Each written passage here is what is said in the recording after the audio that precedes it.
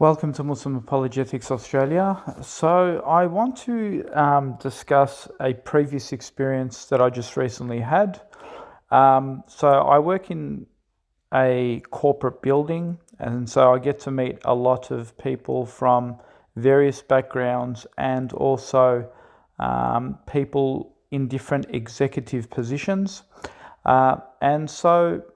Recently, my manager said to me that they've got a new employee. This employee is going to start on a certain date. And yeah, we got to meet this new employee who works now on our team. I was shocked. So, because I never had I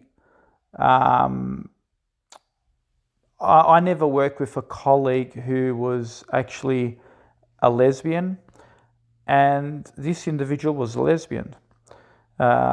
And so this was my real hands-on encounter with a person from the LGBTI movement. And well, we do have a team, but I'm not officially working directly with this person, but there are times I get to meet this person because they happen to be on our team. And so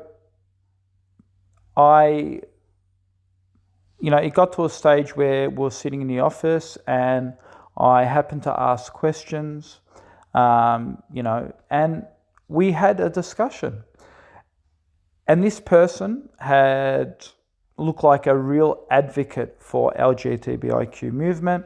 They had tattoos on them with the love heart symbol, rainbow colors. So they were pretty vocal about promoting their sexuality. And so, of course, having a Dower background, I had to ask the questions, right?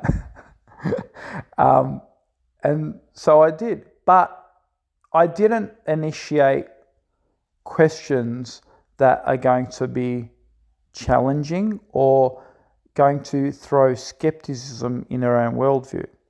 I wanted to hold back. I wanted to make her feel that I was on her side. Because when you do that, they spill the beans. So if I was very hostile at the start and said, no, these are my arguments and this is why I think your worldview is wrong, that's going to create a barrier, and there are things that she's not going to admit. And so I played along. I acted like I was on her side, right?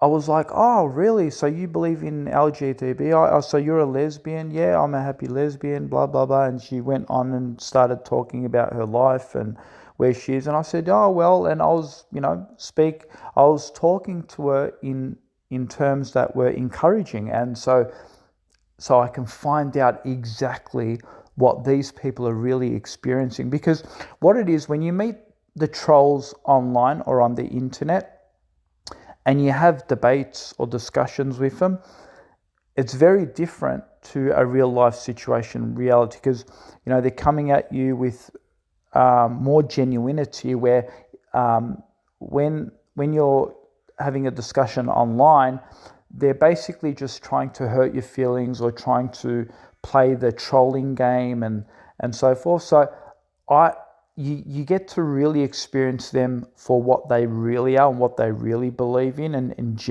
genuinely coming from their heart and their struggles, living in a relationship such as the ones that they do, and they reveal more. And that's what I learned from this discussion. So she never assumed ever I was against LGBTI. She never assumed. She still doesn't know till this day that I'm an advocate against LGBTIQ, right? As Muslims, we all are. So she doesn't know whether I'm practicing or religious. So I only met her for a couple of weeks, and I've only given her a different side of me, right? Only because I wanted to get to know what they're really like behind closed doors, okay? Their true face. And I could not believe the things that she actually testified. And that's why I'm sharing this video.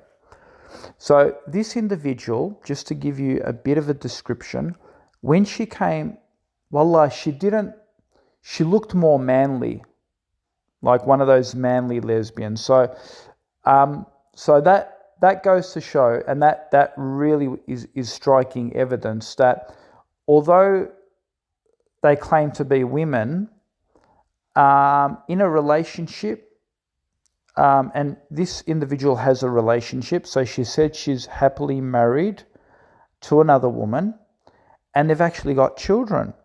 Now, we'll talk about that a bit later. So when she comes to work, she looks a lot more manly. So her hair will be really short, and she works in roadworks as a secondary job. So that's more of a manly job. It's more of a physical labouring job, right? And so she walks around even shopping for men's clothes, like manly clothes. She's a bit rugged, and she drives like a ute. A ute, you're not really familiar with that, but generally men drive utes in Australia. It's got like an open tray at the back. It's like a work vehicle. She's a bit rugged, right? And the way she speaks, a little bit rugged, not petite, like generally like your females. And I understood straight away that she was playing the manly figure in the relationship. Not just by that, but by her own testimony. So, for instance, she said to me that, and this was unbelievable when she said this, I asked her about cooking because, I don't know, the discussion opened about food, right? And I just felt like a steak at the time. And I said to her, look, I feel like a steak. I said, do you know how to cook, by the way? Can you cook a good steak? She goes, oh, yeah, we don't eat out much, my wife cooks at home. And I went, what? Like, I was startled. It's like, yeah, she does all the cooking. I went, oh, okay. So immediately she was testifying that she's the breadwinner. She goes out, makes all the money, wins all the money for the bread, and her female partner at home does all the cooking. Now, she said it in such a way, it felt like it was just complete honesty in patriarchy, right? Like the woman had a role and a male had a role. She was the breadwinner. She was out there working hard for the money, and her girlfriend, it's not a his, it's a she, her girlfriend at home, which happens to be her wife, she's the one that does all the cooking. Now this gets even more interesting. Remember I spoke about children. I said, they've got children. Yes, she told me she's got children. She said she's got 3 of them and they're trying for the 4th. And they're using IVF treatment, so they have a male donor. And by the way, no one knows his name. She admitted, she said, he chooses not to identify himself and he doesn't want to meet the children. So he stays secluded from the family, completely isolated. There is no connection. It's actually up to him in the future whether he wants to meet the kids. That's up to his own decision. But according to their IVF treatment and agreement through donor processes, he doesn't want to be affiliated with the children or the family. Now, to me, that's really sad because, think about it for a moment. These children have to grow up. They were forced into such a relationship, such an existence, right? They're forced to grow up without a father, that they will probably never meet because the father does not want any connection with them.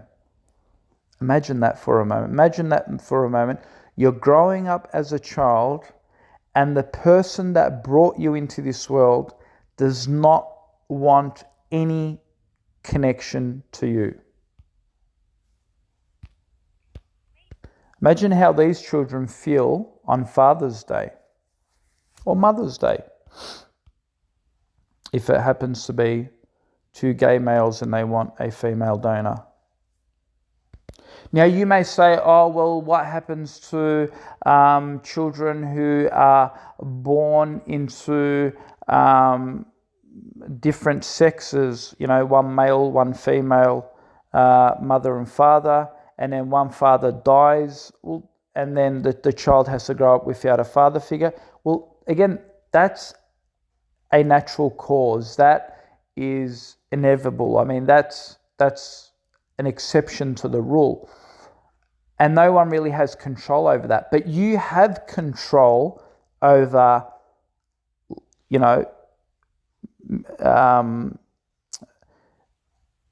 planning to get married to another woman when you're a woman yourself, and you're planning to bring children into the world, knowing that they will definitely grow up without a father. Right? So one is controlled, one is uncontrolled. One is intended, one is not intended. And here is the thing. She said she spent more than $225,000 on each child just to bring them into the world through IVF treatment. Again, subhanAllah, look how Islam is beautiful. I didn't pay for I've got 3 beautiful children of my own, 3 beautiful daughters. I didn't have to pay $225,000 each to bring them into the world. Look how Islam makes it easy, wallahi, for us. Wallahi, for us. But look at these people. These people say, no, I'm not going to go date a man because I have these sexual tendencies towards women. I'm going to date women. And look how Allah makes it so difficult for them. You had to see the stress in this lesbian's head when she was counting all the money that she spent on these children. And she's probably debted for life, right? Look how Allah makes their life miserable and painful, and how they have to live a horrid life trying to come up with all these expenses. Again, because it's unnatural and it's against Islam, it's against Allah, and look how Allah makes their roadmap so difficult for them. So going back to the point about, male, female, how even in a lesbian relationship, one acts like the male, one acts like the female. And so I asked this lesbian, so you're at work, you're working, so who's actually, obviously the donor is giving you what you need, but who's actually carrying the child? Is it you or your partner? She said, no, it's not me. She says, I'm working and she's a stay-home mum. And so she carries the child. And so, so again, you're seeing how one is playing the male figure, one is playing the female figure, right? And one's at home cooking, cleaning, whatever.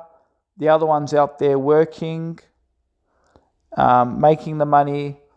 And the other one's there bearing the children, looking after the children, nurturing and raising the children, falling pregnant, going through child labour and birth. And then the other one comes home, she eats a cooked meal that her partner's cooked. And then if she has to do some house chores to help out, she'll do it. Maybe go mow the lawn, because she told me she's the one that mows the lawn, not her partner. And I'm like, One is literally pretending to be the male dominant figure, and the other one is just her female partner. So it goes to show that there is a natural law. One is a male figure, one is a female figure. They have differences in their roles, and that's okay. According to them, it's okay. But you see, if I tried to debate with this person at the start, if I was hostile and I said, oh, you know what, Islam has equality, and then, we also have gender roles where women do different things and men do different. She would have debated me. She would have said, oh, no, that's oppressive, that's this, that's that. Or, what are you talking about? They're both equal. They both should share the same, do the same chores and do the same roles and whatever. She would have been very hostile and attacked me hypocritically. But when I sided with her in the sense to get information from her, she revealed what her true nature is and what she admitted to how she operates and runs her life. When, if I confronted her at the start, she wouldn't have revealed any of those things. She would have concealed them in the hope to just win an argument. So wallahi, don't ever believe these people when they say, oh, both the husband and the wife can be at the workforce. They can also run a house. They could do this and they could do this. They can have equal share. They could do all the chores equally. They could do all the cooking equally. They can go out and one can become a CEO. The other one could become a CEO of a different company, and they could all work harmoniously, and they can they can run a home. They can run their lives, whatever. Don't believe these people, okay? They themselves understand that there is a huge role in the house and a huge role in the work. There are gender differences and gender roles, right? That's what really makes a functioning house a functioning house. Don't believe them when they say, oh, I'm a successful career woman and I'm a successful career man, and, we both have our own successes, and, we can still run our home. Our kids are in bed by a certain time. Dinner is cooked. Blah, blah, blah. All the ironing is done. The clothes are done. Our lives are really... Honestly, there's probably an exception of the rule in some circumstances, but generally no one really lives like that, okay? And the ones that try to pretend, wallahi, either their houses are broken within and they conceal it, their children are isolated and they don't function with their family members properly because dad is too busy working for too many hours and mum is too busy for working too many hours. Trust me, there are lots of details within the house that they don't actually reveal. Okay? The truth of the matter is there are gender rules, there are gender roles, and a real society functions with gender roles where specific genders have specific roles. That's what really makes a functioning lifestyle and a functioning house. No one's saying women can't work. Don't start to say, oh, he's a misogynist. No. If a woman wants to work from home to make extra money, fine. But her duties should be she looks after the children. Of course, her husband can help her. She has to do the washing, the cleaning, whatever she has to do. Make use of her time that when her husband comes home, he doesn't come to a garbage house, right? There's order in the home. The food is done, it's cooked, and he's there, he's being served by his wife, and she's happily serving him, and there's a functioning home happening, right? So, and again, if he helps her, that's a bonus, and so forth. That's a functioning house. But these feminists or these LGBTIQ, the ones who are hypocritical, They will come out try to be social justice warriors and trying to debate you and, oh yeah, you guys oppress your women and blah blah blah, and and all this garbage, right? All this feminist garbage.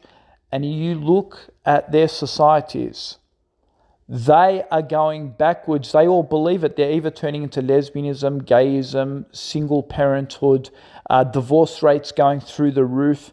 It's they have dating websites calling to fornication and adultery, where cheating and promiscuity and living these secret double lives of men going out, and you would not believe how many women age 29, 30, 31 complaining how many times either their husbands or their boyfriends have cheated on them.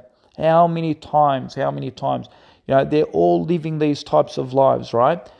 And then they turn around, point fingers at traditional homes, traditional values, where we keep our marriages intact as good as we can, as strong as we can, and you look at the Muslim world, you look at the divorce rates, and you compare them to the West, and it doesn't even compare, right? Does not even compare. And you see that the Muslim countries where divorce rate is going up, it's predominantly where feminism is preached the most. Where feminism is preached the most.